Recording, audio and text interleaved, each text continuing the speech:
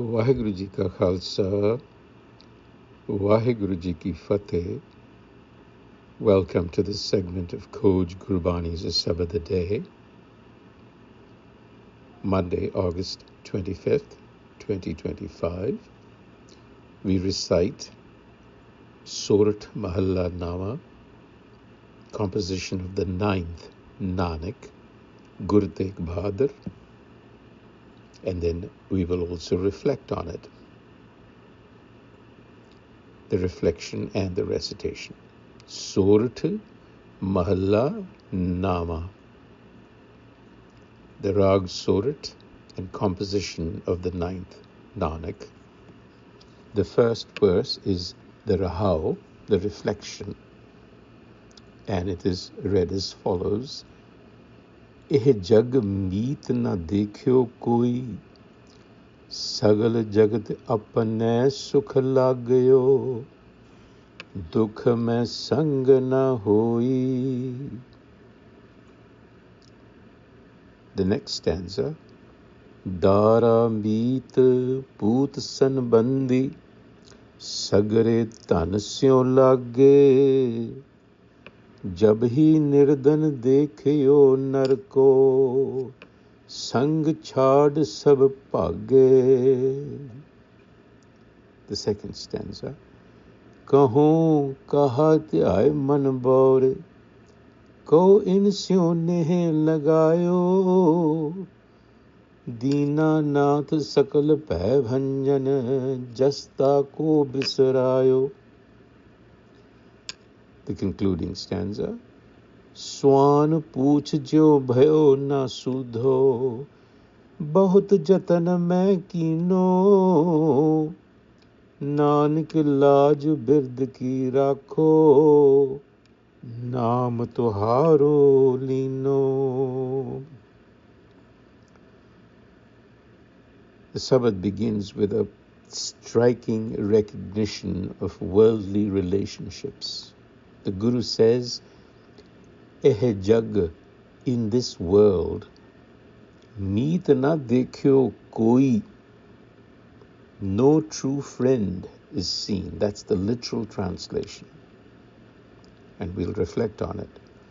He goes on to say, Sagal jagat apane sukh lagyo. All beings are attached only to their own purpose and their own happiness. Apane sukh lagyo. Dukh mein sang na hoye. In times, in difficult times, you will find yourself alone, pretty much. So worldly relationships are conditional. They endure only as long as some level of pleasure is sustained. When that evaporates, so does support. Now you might think that this is a rather cynical view, but actually it's not cynical at all. It's giving us clarity so that we don't fool ourselves. The Guru is simply telling us to see through the fragile loyalties of ego-bound ties and instead to search for a deeper, unbreakable bond.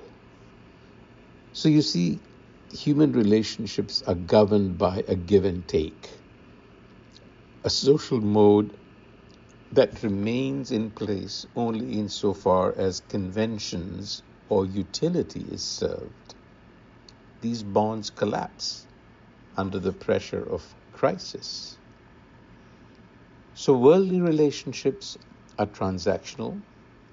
People are treated as means, not as ends. And when circumstances change, whether it is your wealth, your status, pleasure, so do the bonds. We need to be very aware of this. This is not to suggest that you're not going to be relational. This is simply opening your eyes to the kind of world that we live in and the kind of world we construct in our own minds.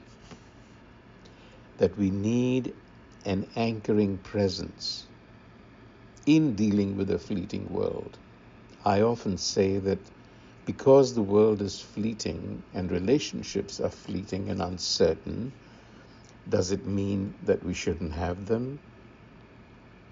I often say, no. In fact, precisely because relationships don't last or are perishable, it is precisely for that reason that we should value them. However, we should hold them very lightly, not cling to them. The Guru goes on to explain at the economy of affection, if you will. He says, Dara Meet Poot Sanbandi is a list of our relational world. Spouse, friends, children, relatives. Sagare Tanasyon Lage, all of them are attached to Tan, which literally means wealth, but it means self-engaged. Tanasyon Lage. Jab hi nirdan dekhio narko, the moment nirdhan, you become poor, literally poor, sang chad sab page, they run away.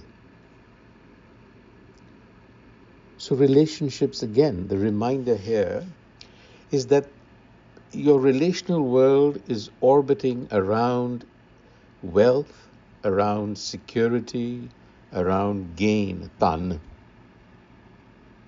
transactional. That's how the world rotates. So when fortune fades, well, this orbit collapses. So what Gurbani is doing here is unmasking for you the true nature of our relational world. And the folly that we commit is to expect permanence from attachments that are impermanent. It is building one's house on sand, paru bheet, if you recall. So this is really how human culture is. It's oriented around what Ernest Becker, the philosopher, has called immortality projects, denial of death, where wealth and status creates illusions of permanence. And when they collapse, so do the relationships that are built on them. So what is happening here, the Guru is guiding us, as you will see in the following stanza, is we are directing our love, which is meant for the self, onto finite things. And when that fails, despair is the natural outcome. So kahun kahan te aaye man baure, ko in syu nehe lagayo, the Guru says, tell me, you crazy mind, why have you set your love upon these transient things and beings? Why have you forgotten the glory of the protector of the poor? Dina nath sakal bhay bhanjan, jasta ko bisrayo. So you have forgotten the presence within, that nurturing presence. If you remember the previous two sabads, the Guru spoke about Mai, that mothering, that nurturing presence that is within you. The Har, the Prab, it is nurturing. But you have forgotten that. You have instead turned outward and invested your love in what inevitably fails you. In other words, you have misplaced your allegiance,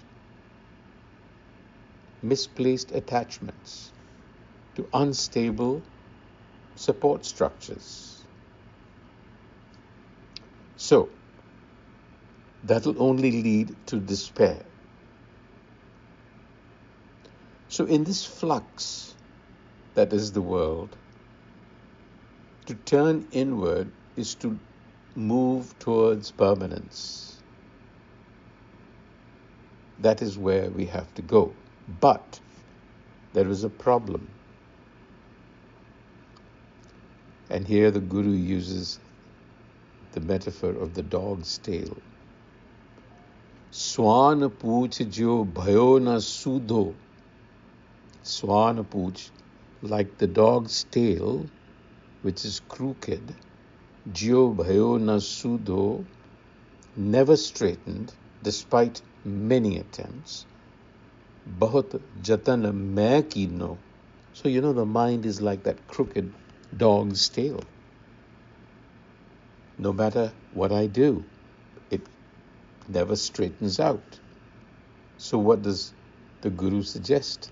Nanak, here Nanak is addressing us. Laaj birad ki rakho, naam toharo lino. Surrender. The dog's tail, that is to say the human mind, resists straightening despite all effort. But Nanak is turning us away from despair to grace.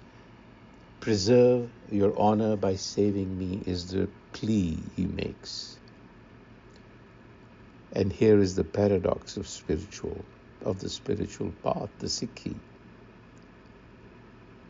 Effort may be necessary to a point, but it is incomplete without grace. Surrender. You have to surrender. So we have to understand that our allegiance is to a fleeting infrastructure that can collapse anytime, and yet the psyche resists straightening out through conscious effort. So this transformation requires an openness, opening yourself to a transcendent ordering principle, which we call Naam, or you call Har or Prab, that can preserve and straighten what human effort cannot do. Because effort has limits. Grace is without limits. So turn inward and seek that wisdom through surrender. Waheguru Ji ka Khalsa, Waheguru Ji ki Fateh.